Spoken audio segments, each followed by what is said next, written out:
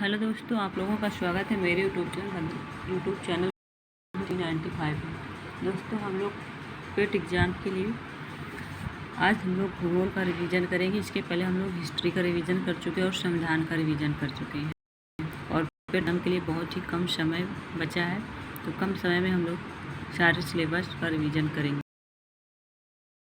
पहला क्वेश्चन, निम्नलिखित में से कौन सा युग्म सुमेलित नहीं है? तो आप लोगों को पता है कि किम्बरले की खान जो है वो ऑस्ट्रेलिया में है, तो ये ऑप्शन नंबर सी सुमेलित नहीं है। अगला क्वेश्चन है, गुआना पठार से संबंधित निम्नलिखित कथनों पर विचार कीजिए। यहाँ पे जो है गुआना पठार के से संबंधित दिया है। इस पठारी क्षेत्र की प्रमुख नदी ओरनिको नदी है। इस पठारी क्षेत्र से सोना व हीरे का खनन किया जाता है। ये पठार अर्जेंटीना देश में स्थित है। तो इसका जो है और केवल सी सही है, यानी कि तीसरा वाला सही है। ये पठार अर्जेंटीना देश में स्थित है, बाकी जो है दोनों ऊपर के गलत हैं। अगला क्वेश्चन है, निम्नलिखित में से कौन सुमेलित है? तो यहाँ पे जो है ऑप्शन नंबर ए सही है। ब्लैक फॉरेस्ट पर्वत जो है जर्मनी में स्थित है, आप लोगों सबको पता है। अगला क्वेश्चन है, अल्पस पर्वत किन दो देशों में फैले हुए हैं? तो इसका सही आंसर होगा ऑप्शन नंबर, यहाँ पे जो है ऑप्शन नंबर बी सही है। तो इसका जो है फ्रांस और स्विट्जरलैंड, इटली, ऑस्ट्रिया इतने देशों में फैला हुआ है। अगला क्वेश्चन है, एशिया महाद्वीप के मरुस्थल पर विचार कीजिए। तो अरब का मरुस्थल, तिब्बत का मरुस्थल, गोबी का मरुस्थल और थार का मरुस्थल। तो इसमें दिया है उपयुक्त में से कौन सा उष्ण मरुस्थल है? इसका जो है ऑप्शन सही है बी नंबर। इसका ऑप्शन ए नंबर सही है। इसका ऑप्शन जो है ए नंबर सही है। तो यहाँ पे जो है आपका केवल 1 और 4 अरब का मरुस्थल और थार का मरुस्थल ये जो है उष्ण मरुस्थल है। बाकी आप लोगों को पता है गोबी का मरुस्थल भी ठंडा होता है और मरुस्थल भी ठंडा। अगला क्वेश्चन है, नील इसी हम लोग ब्लू नील से भी जानते हैं। तो नील या ब्लू नील नदी निम्नलिखित में से किस झील से निकलती है? तो पता है कि ये जो है ऑप्शन नंबर इसका बी सही है, ताना झील से निकलती है। अगला क्वेश्चन है, कांगो जायर नदी के संबंध में कौन सा कथन असत्य है? इस ऑप्शन नंबर डी सही है। ये नदी हिंद महासागर में जाकर गिरती है। ये जो है गलत है, जो है ऑप्शन नंबर डी सही है। बाकी ये 3 सही हैं। कांगो या जायर नदी को भूमध्य रेखा को 2 बार काटती है और इस नदी के निकटवर्ती क्षेत्र में पिग्मी जनजाति निवास करती, ये भी सही है। इस नदी पर स्टेनले जलप्रपात निर्मित है, ये भी सही है। अगला क्वेश्चन है, निम्नलिखित में से कौन सा एक वाणिज्यिक कृषि का प्रकार नहीं है? तो आप लोगों को पता है कि इसका जो है गहन कृषि ये जो है गलत है, ये इसका प्रकार नहीं है। बाकी ये 3 सही, वाणिज्यिक, अनाज कृषि और मिश्रित कृषि, रोपण कृषि। अगला क्वेश्चन है, विषुवत रेखीय प्रदेश के उच्च भूमि क्षेत्र किस प्रकार की खेती या कृषि के लिए उपयुक्त है? इसका ऑप्शन नंबर ए सही है, बागानी कृषि। हम लोग अगला क्वेश्चन देखेंगे,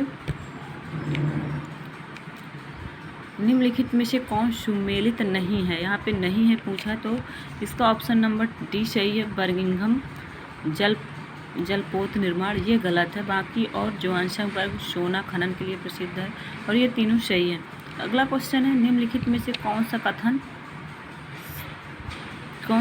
सही नहीं है?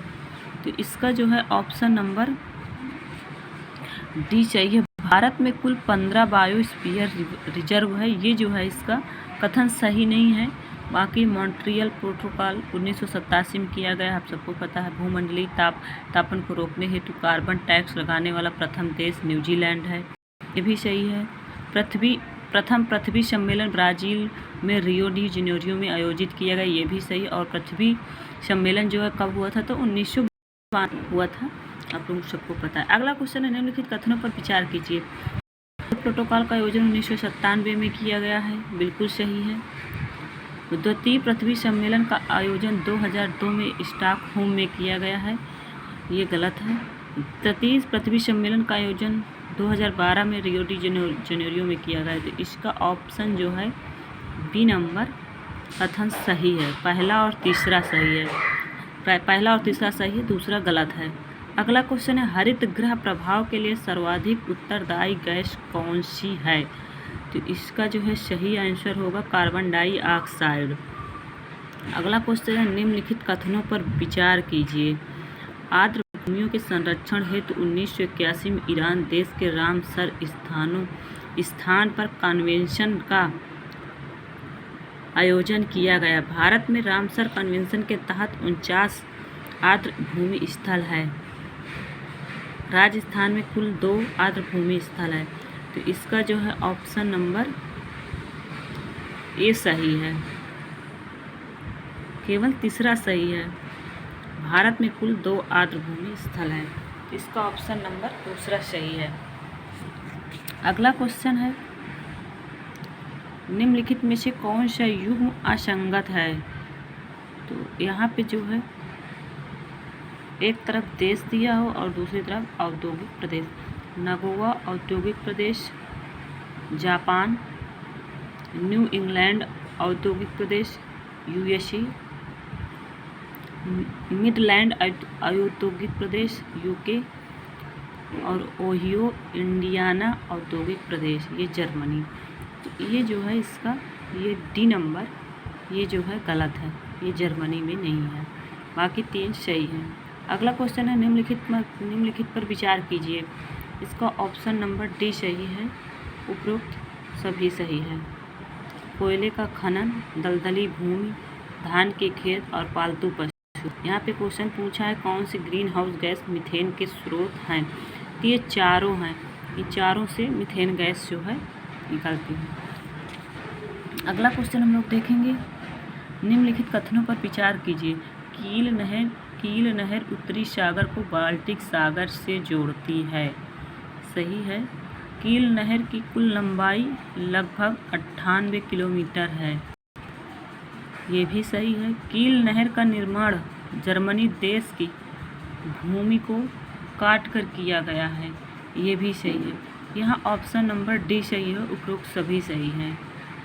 अगला क्वेश्चन है, निम्नलिखित में से कौन सा युग्म असंगत है? यहाँ पे भी औद्योगिक प्रदेश दिया और एक तरफ देश दिया है।